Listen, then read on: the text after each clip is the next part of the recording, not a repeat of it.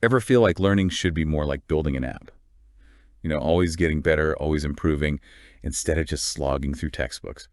Turns out, some schools are actually trying to do just that. Really? Yeah, they're taking inspiration from, of all things, software development. Huh. That's interesting. It always feels like education and the tech world are miles apart. Right.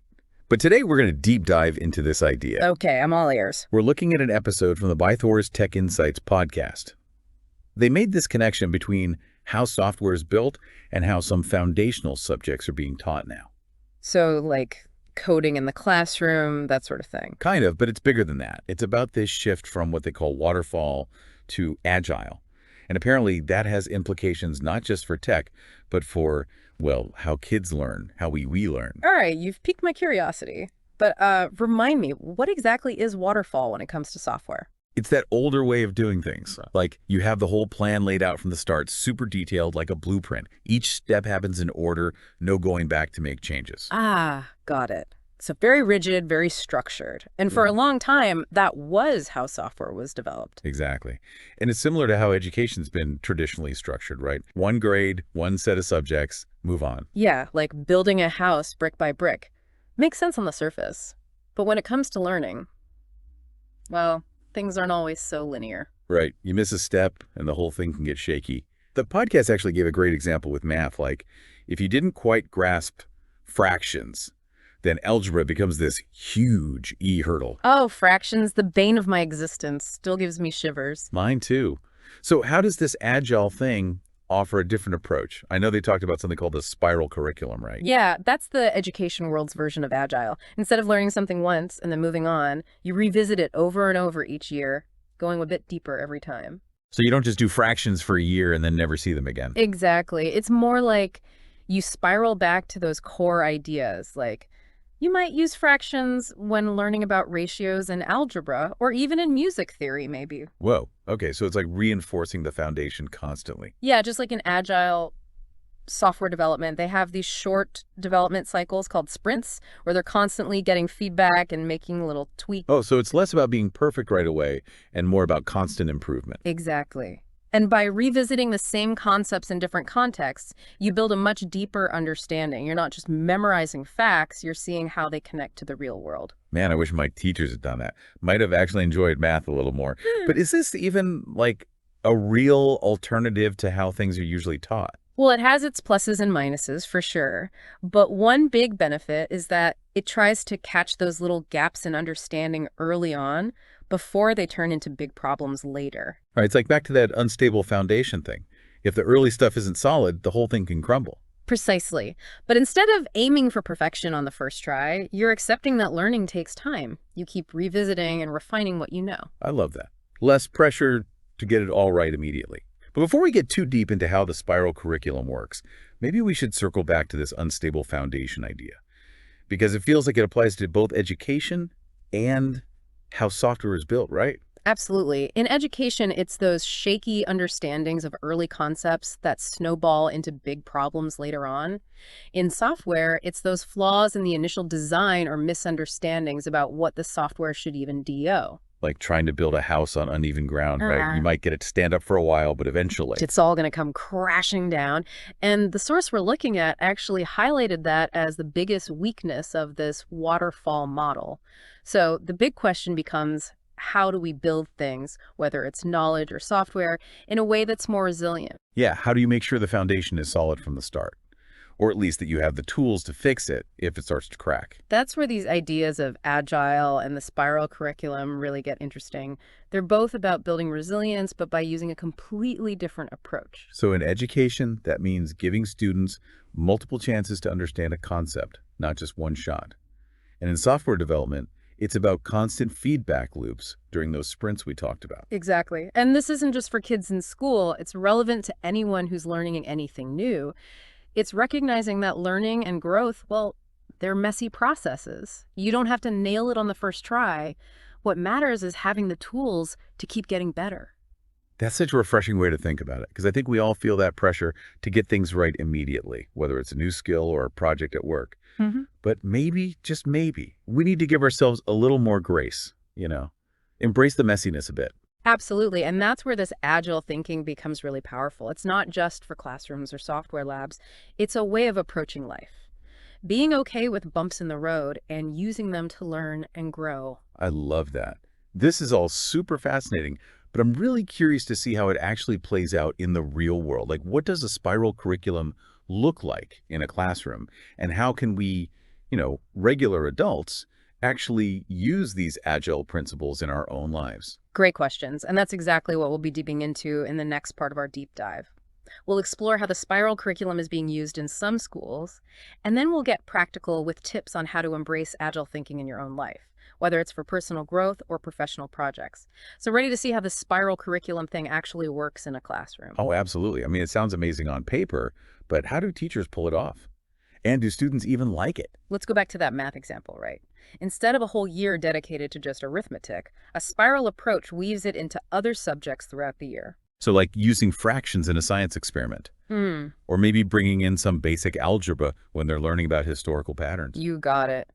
And by revisiting these concepts over and over again, it helps solidify their understanding. Plus, it shows how different subjects connect to each other. Yeah, instead of learning things in isolation, they're seeing the bigger picture. I bet that makes it way more engaging too. Totally. When things are taught in isolation, it's hard to see why it matters. But connect those pieces together and boom, learning becomes relevant, it becomes exciting. Okay, I'm sold. But let's be real, change is hard, especially in education, right? There's got to be some challenges with implementing this agile stuff in schools. Definitely. One of the biggest hurdles is teacher training and support. Moving away from that traditional linear way of teaching is a huge shift for a lot of teachers. Yeah, they'd need the right resources and training to be comfortable with all the flexibility and adaptability that comes with Agile. Oh, and what about standardized testing? How do you measure progress in a system that's all about neat little boxes and check marks? Ah, the million-dollar question. The way we test now is very much aligned with that waterfall model of education.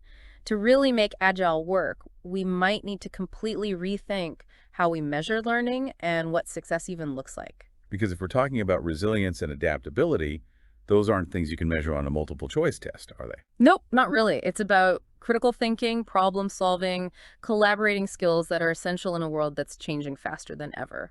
And those are the skills that this Agile approach can help develop, giving students the tools and mindset to navigate complexity, become lifelong learners who can adapt to anything. Exactly. And that's where the connection between Agile education and Agile software development gets really interesting because ultimately we're talking about building systems, whether those are software applications or human beings, that can adapt and thrive in any environment.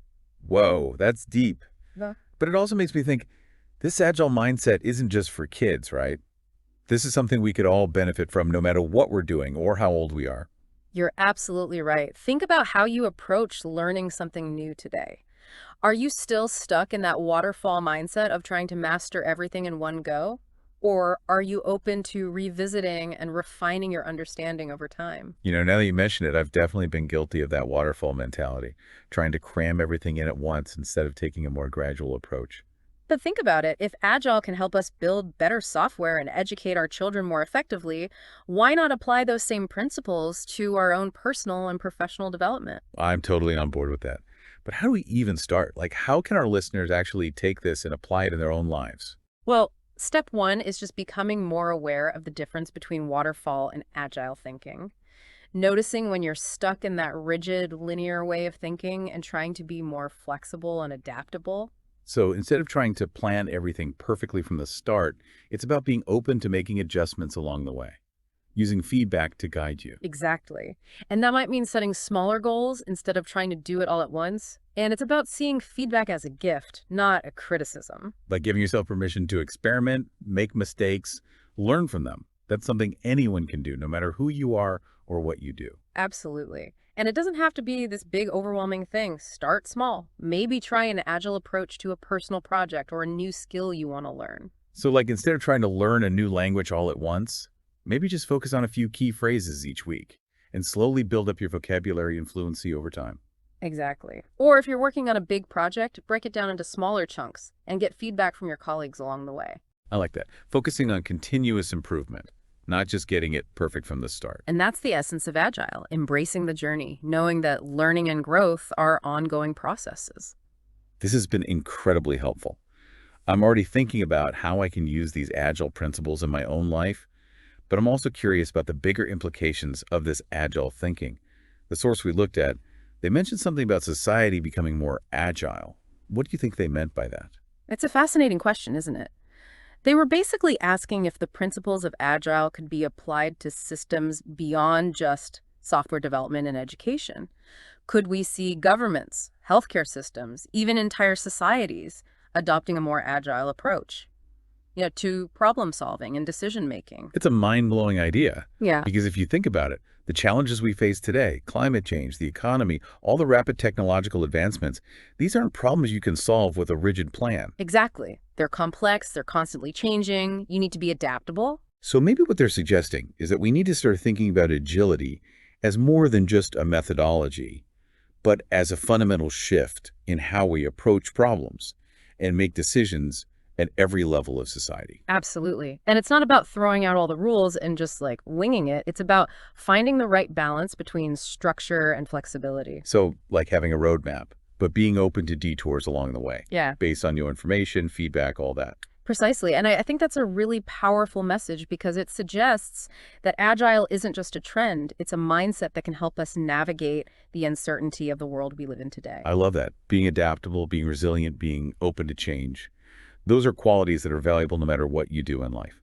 But before we get carried away with changing the world, let's bring it back down to earth for a second.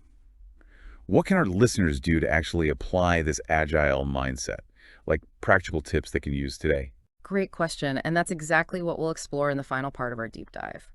We'll look at some specific examples of how to integrate Agile principles into your daily routines, your work, even your relationships. All right, ready for some practical tips on bringing that Agile mindset into your own life? Oh, absolutely. After all that big picture stuff, I'm ready to see how this actually works day to day. So remember how we talked about breaking things down into smaller chunks? That's huge. Yeah, instead of trying to tackle a massive project all at once, you focus on smaller, more manageable steps, right? Exactly. It's less overwhelming that way. And you can celebrate those little victories along the way, which keeps you motivated. I like that. It's like instead of climbing a mountain in one go, you set up base camps along the way. Perfect analogy. And remember, it's not about getting everything perfect on the first try. It's about that continuous improvement we talked about. Right. Embracing the journey, not just the destination. So how about feedback? How does that fit into the whole Agile thing? Feedback is crucial. It's like your compass helping you adjust course as you go. But it's important to be open to it, Don't see it as criticism. See it as an opportunity to learn and grow. Easier said than done sometimes, right? For sure. But think about it this way. The more feedback you get, the faster you learn and improve.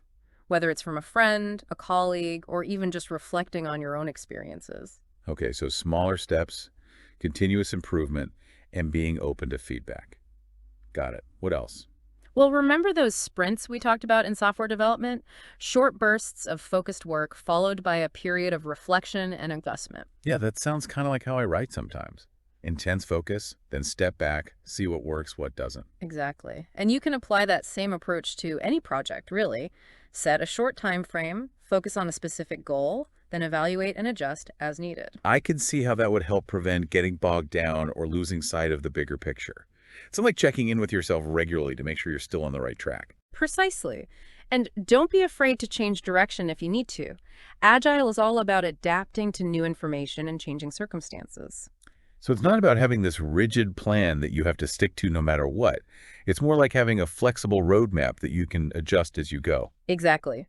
And that kind of flexibility and adaptability, those are skills that are valuable in every aspect of life, from your career to your relationships to, well, just navigating the world in general. I love that. So Agile isn't just about building software or teaching kids. It's a way of thinking, a way of being in the world. Absolutely. It's about being proactive, being open to new ideas, and being willing to embrace change. And who knows, maybe if we all start thinking a little bit more agile, we can even tackle some of those bigger societal challenges we talked about earlier. Well, that's a thought-provoking note to end on. I know I'm walking away from this conversation with a lot to think about, and hopefully our listeners are too. Definitely. If this episode sparked any ideas or questions for you, we'd love to hear them. Share your thoughts on our social media channels, and let's keep this conversation going.